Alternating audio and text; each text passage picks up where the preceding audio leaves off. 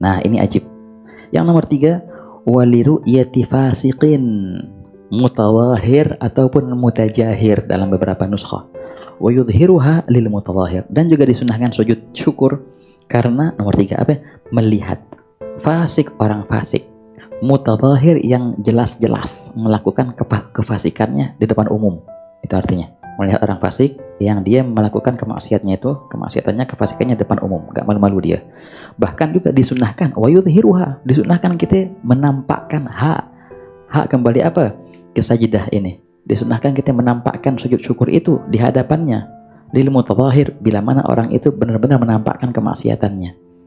Maksudnya begini kawan. Ini kalau kita artikan ini mana? Dan ketika melihat orang fasik yang terang-terang melakukan kefasikannya, dan disunahkan untuk menampakkan sujud syukur di hadapannya.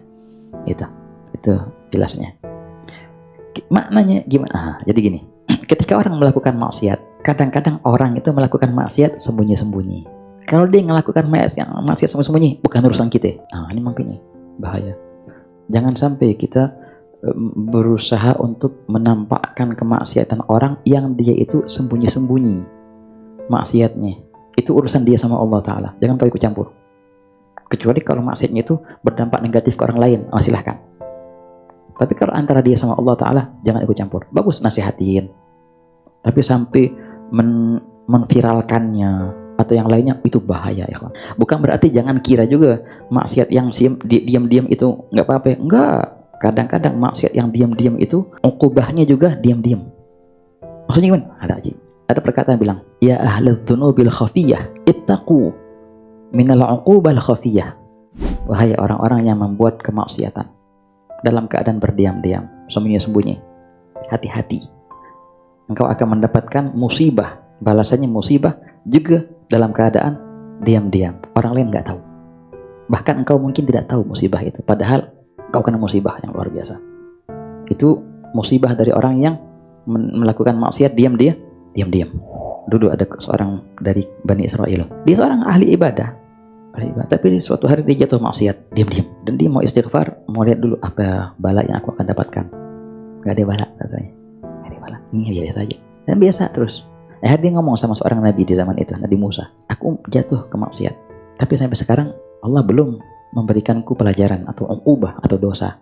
Kan orang dulu kan cash, kontan. Maksiat langsung dapat pelajaran. Begitu. Gak kayak kita. Ditunda-tunda dulu, ditunggu taubatnya. Enggak, orang dulu langsung. Kata Nabi Musa, gak tahu aku, coba engkau munajat sama Allah Ta'ala.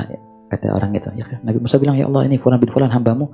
Bilang dia sudah pernah maksiat, tapi gak ada engkau berikan uqubah kepadanya. Maka Allah Ta'ala wahyukan kepada Nabi Musa, bilang kepada hambaku itu, sungguh pada saat itu pula aku sudah berikan uqubah, siksaan kepadanya. Apa? Alam uhrimhu ladhidha munajati. Bukankah aku telah cabut darinya untuk merasakan nikmatnya munajat kepadaku? Bukankah aku telah cabut darinya lezatnya ibadah?